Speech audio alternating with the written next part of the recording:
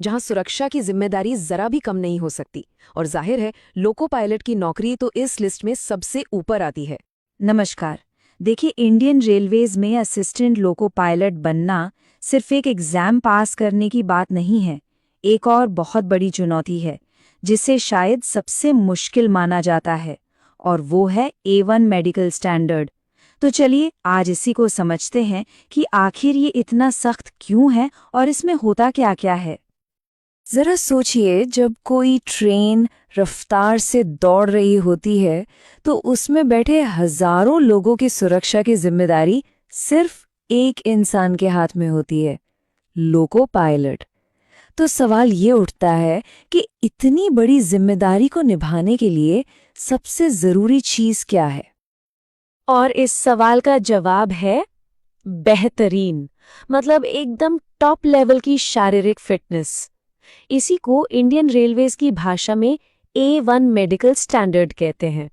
और ये किसी भी उम्मीदवार के लिए कोई ऑप्शन नहीं, बल्कि एक अनिवार्य शर्त है। तो सबसे पहले यही समझते हैं कि ये A1 मेडिकल स्टैंडर्ड आखिर है क्या भला। A1 मेडिकल स्टैंडर्ड असल में रेलवे का सेट किया हुआ सबसे ऊंचा, सबसे सख्त मेडिकल लेवल है। ये उन जॉब्स के लिए बनाया गया है जहां सुरक्षा की जिम्मेदारी जरा भी कम नहीं हो सकती। और जाहिर है लोको पायलट की नौकरी तो इस लिस्ट में सबसे ऊपर आती है। अब आते हैं इस पूरे मेडिकल टेस्ट के उस हिस्से पर जो सबसे ज्यादा चुनौतीपूर्ण और सच कहूं तो निर्णायक होता है। ये है आंखों की जांच। ये नंबर देखिए, 6/6। A1 स्टैंडर्ड की पहली और सबसे बड़ी शर्त यही है। इसका सीधा सा मतलब है परफेक्ट विजन। और सबसे जरूरी बात, ये विजन बिना किसी चश्मे या कॉन्टैक्ट लेंस के होना चाहिए, बिल्कुल नेचुरल। तो एक बात बिल्कुल साफ है, यहाँ सिर्फ और सिर्फ कुदरती, बिना किसी मदद वाली नजर ही मंजूर है। यानी चश्मा, कॉन्टैक्ट लेंस या फिर किसी भी तरह की आंख की सर्जरी जैसे कि लेसिक की यहाँ बिल्कुल भी इजाजत नहीं है। ये एक ऐसा नियम है जो कभी नहीं बदलता। लेकिन रुकिए, बात यहीं खत्म नहीं होती। इसके अलावा और भी टेस्ट होते हैं। कलर विजन टेस्ट, ये पक्का करने के लिए कि रंगों, खासकर सिग्नल के रंगों को पहचानने में कोई दिक्कत तो नहीं। फिर बाइनोक्यूलर विजन टेस्ट, जिसे पता चलता है कि ये दोनों आंखें मिलकर दूरी का सही अंदाजा लगा पाती हैं या नहीं। नाइट विजन टेस्ट रात में देखने की काबिलियत जांचता है। और एक फॉगिंग टेस्ट भी होता है, ये कंफर्म करने के लिए कि आंखों की रोशनी में कोई मिलावट नहीं, वो पूरी तरह से नेचुरल है।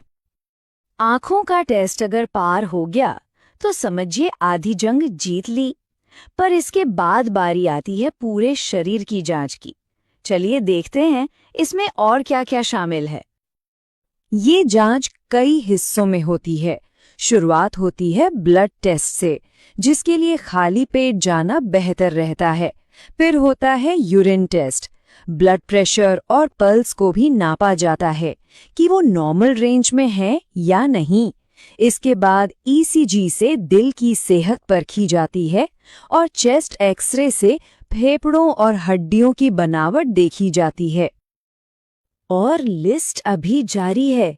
सुनने की क्षमता का टेस्ट होता है, साथ ही हर्निया, हाइड्रोसील और पाइल्स जैसी समस्याओं की भी जांच की जाती है। अभी इसलिए जरूरी है ताकि ये पक्का हो सके कि लंबे समय तक बैठे रहने या लंबी ड्यूटी करने में कोई शारीरिक परेशानी तो नहीं आएगी। चलिए अब कुछ आखिरी मगर बेहद जरूरी बातों पर एक नजर डाल लेते हैं, जिन्हें जानना बहुत जरूरी है। इस एक लाइन को फिर से दोहराना बहुत जरूरी है, क्योंकि यही सब कुछ है।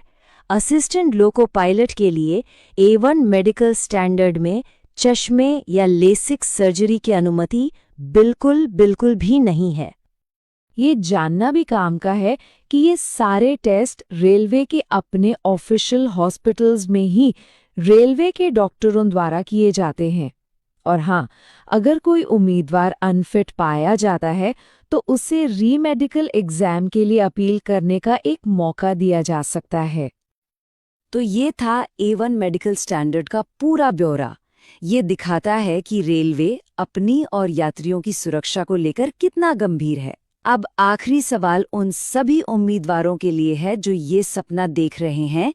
इन कड़े मानकों को जानने के बाद क्या वो इस बड़ी मेडिकल चुनौती का सामना करने के लिए तैयार हैं?